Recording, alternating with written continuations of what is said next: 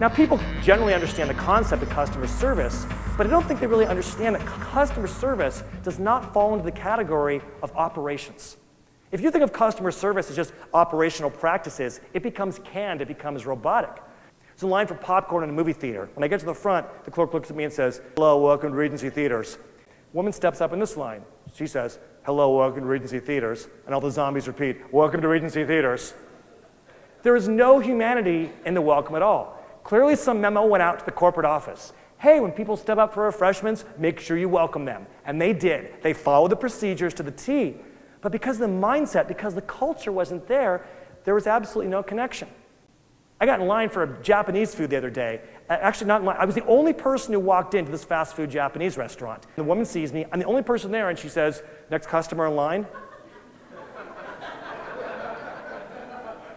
I place my order. She gives me number 35. 5 minutes later, she steps up with a tray. "Customer number 35? Like, there is no connection whatsoever. The operational side is what the customer gets, but the human side is how the customer feels. She understands there's an emotional element to the business. She's not just there to deliver a product, service, or a solution. She's also there to elevate their emotional state, because human beings have pathos. And she understands if she can not just solve the problem, but then also make them feel good, they're going to remember, they're going to talk about her, and they're going to come back for more. Customer service falls into the category of mindset. Because to drive great customer service, there has to be an operating philosophy that's there that's all about, again, that human connection. If they feel a connection to you, the people in your business, the loyalty is going to be there. But so many businesses don't get this. The brand that is most able to keep the promise to customers wins. And that means giving them what they want. Yes, you need to innovate with new things, but so many companies think, well, I'm going to invent a new thing and the market and try to convince the consumer that that's what they want. That's part of it. But how about going on Yelp, reading their praise, reading their complaints, and actually responding to the thing that they're telling you that they want? Ego is the enemy of service. It's when we make it about ourselves instead of making it about the customer. As soon as you do that, your employees feel it, and the customers are going to feel it as well. So there's a restaurant in Los Angeles called San Remo, and my wife and I used to go there every Sunday night for dinner. We loved it because they provided the ultimate customer experience. They used our name. "Mr. and Mrs. Greenberg, it's so great to see you. Would you like your usual table?" They remembered our usual table. I once calculated it out, and I estimated that we're probably bringing in about $3,000 worth of revenue into this restaurant each year. We come in with another couple one night for dinner, and I had the entertainment book and a coupon. Buy one entree, get a second entree for free. 3 of us order entrees. My wife just orders a side salad. She wasn't that hungry. The waiter brings the check at the end, and instead of giving us a free entree, they took off the side salad. And it'd be one thing if we only ordered just one entree and one side salad, but there's 3 entrees here. So I said something. He says, "I'm sorry, that's our manager's policy." I said, "Please bring the manager over." I explained to him the situation. He says, "You know what? That's our policy. Sorry," and he walks away. In front of my friends who'd never been there before. Now understand it's not about the money. The difference between her side salad and entree is maybe $7. It's not about right or wrong. It's that I felt slighted at a place where I'm spending a lot of money, where it's my home away from home. And it really bothered me. So much so that I went to bed that night, I woke up the next day, and it was still bothering me. San Remo treating me this way? So I decided I was going to go back and speak to the manager again. I walk in and I find him, and I said, "I was here last night, and I want to discuss this with you." And he starts arguing with me again. And it's all about ego instead of making me happy. And he says, the book says that if all a person orders is something small, that's an entree. I said, "Well, I have the book. Can you show me where it says that?" He grabs the book out of my hands and starts tearing through the pages. He says, "I don't have time for this." "Oh, you don't have time for this? Well, you better make time or you're never going to see me again." You know what he says? He hands me back the book and he goes, "Bye-bye," and he leaves. A $3,000 customer, but in order to save $7 and a little bit of face, he decides to write me off, losing $3,000 a year. How many of our angry customers are willing to do that for us? I'm not worried about people complain. I'm worried about people who are upset and just don't say anything and never come back. The way that you think, the way you draw conclusions about your business, about what's working, the way you manage your thoughts and your emotions, and your willingness to continuously get better, to continuously improve, is critical. That is the foundation for building wealth. And once you have that, well, now you're ready for what I call wealthy franchisee leadership. What I can tell you is that our ability to provide a great work experience is really important for retention. How many of you would agree that these days it's harder to find employees than it is guests? Right. So as much as we want to have, good guest retention, it's really important that we have good employee retention. And that means understanding wealthy franchisee leadership. So part of what we want in both the recruiting and the retention process is to have influence. We want to have influence over our employees, to give them the best experience possible, and to get them to do the things they need to do to provide that ultimate guest experience. Well, there are three things that we need to be very deliberate about in order to have influence. Marketing experts use these things today. This dates back to Aristotle. First thing is what he called logos, which is logic, giving people the information they need to make a decision. So you think of a car commercial talking about the features of the car, the pricing, the financing that's available. For your customers, it might be saying, what are the menu items? What's the pricing? What are the specials? What's all the information? And for employees, it's like, what are the benefits? What are the hours? What's the compensation? It's logic, data, and reason. That's one way we have influence. But then there's what's called ethos, which is credibility. Why should I believe you? So it's about establishing your credibility and building trust. So maybe the car commercial doesn't say as much about the car, but it says how they're number one in their class. It shows you their trophies from J.D. Power and Associates. It shows Matthew McConaughey driving it. If he's driving it, it must be awesome. So for you, it's talking about the legacy of IHOP, how long you've been around, showing your employee satisfaction ratings, your online reviews, sort of really establishing your credibility as an established brand. That has influence over us. Finally, there's pathos, which is emotion.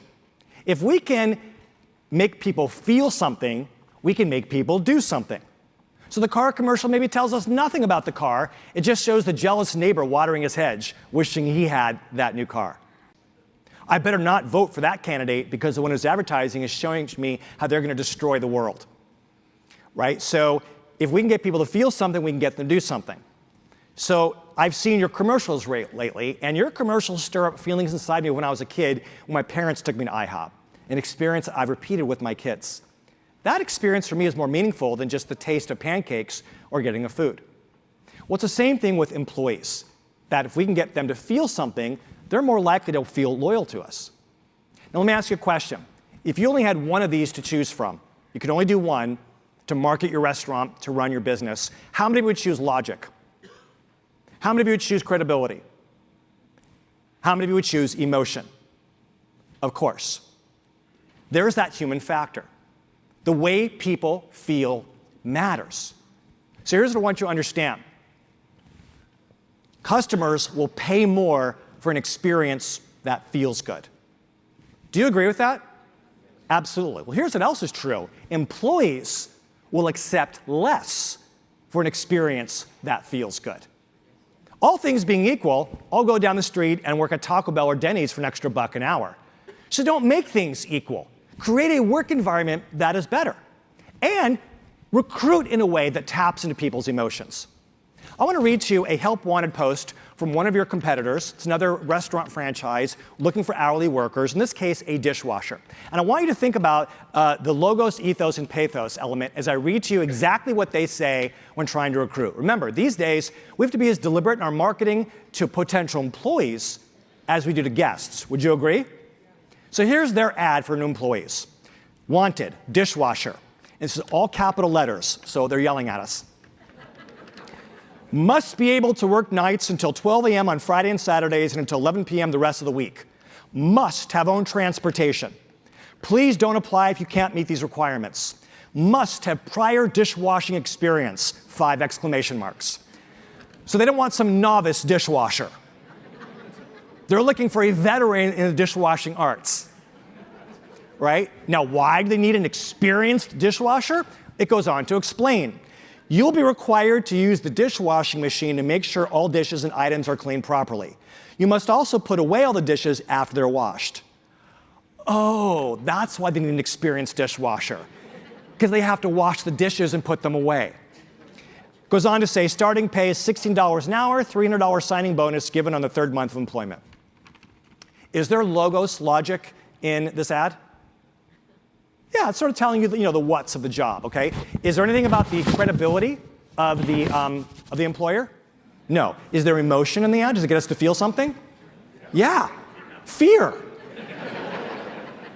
Now, I'm sure they're thinking, well, we want to weed people out because we don't want to waste time. But these days, when there's such a great emphasis placed on mental health in the workplace, who else are you weeding out? You can communicate the same ideas with a little bit more deliberate language. So you need them to work midnight. So instead, you could just, instead of saying must work, late shifts, you can say, hey, are you a night owl who loves to serve customers and work with a great team late into the night? There's ways of using the same language. Like you would never have an ad for customers with that kind of language, right? Imagine what that would sound like. Wanted, IHOP customer, must have working credit card. Like, you would never do that. Well, if the marketplace for employees is more competitive than the marketplace for customers, then we need to be very deliberate about our ads. I want to share with you 3 ways in which you can elevate yourself with the human factor, and it'll make a world of difference. They all start with the letter C. We're going to talk about clarity, we're going to talk about customers, and we're going to talk about culture. So one of the most important things that all of us business owners need to be able to do is to actively and regularly clear our heads. Most people will acknowledge that running a business isn't just a financial experience, it is an emotional experience. How many of you, by a show of hands, would agree that you feel your business, that you experience a roller coaster of emotions? It's absolutely true. But what Bob doesn't think about is how much those emotions impact the way he sees things, impact his judgment. And we allow our emotions, our thoughts, our politics, our biases to cloud our judgment. So then what happens is our brain interprets it. Is it good? Is it bad? Is it pleasurable? Is it painful? We recall previous experiences. Suddenly we bring in our beliefs, our politics, our biases. And the more we assign judgment to that experience, that observation, the more subjective we get, farther away from clarity. And then based on all of that, we have an emotional response. And then in order to indulge our enthusiasm or to relieve our stress, we then have some kind of reaction, one we often regret. And I'm here to tell you, so many business people are making decisions based off of emotion. At Edible Arrangements, we had to vote to have our first TV campaign. One of my fellow owners voted against it. I'm like, why don't you want us to be on TV? He said, because there's too many edible arrangements already on TV. So if we advertise, there's already too many edible arrangements here in Los Angeles. If we advertise, it's going to make more people want to open up edible arrangements franchises. There'll be more competition. So his idea for marketing our brand is to keep it a secret. Is his decision based on data? What's it based on? It's based on fear. You heard that I work with GNC. One of their field representatives was telling me they had a franchisee who freaked out, screaming and yelling and cursing when GNC opened a mini location in a neighboring Rite Aid. You can go in the Rite Aid and get GNC products within the area where his retail store was. And when that happened, his sales went down. So he just freaked out, screaming and yelling. And so the field representative said, hang on a second here, let's get some information. Ran some reports, and what they found out was, yes, sales had gone down. But the number of tickets, the number of transactions actually increased. The pattern they had saw was that when there are more GNC products in an area, it created more awareness, so more people are going to his stores. What went down was his ticket average. He and his employees had gotten complacent, and they weren't selling. And once the guy had this information, he was able to calm his brain down and realize, okay, my bad, I just saw less money in the bank account. He started backtracking, not realizing how much his emotions got in the way.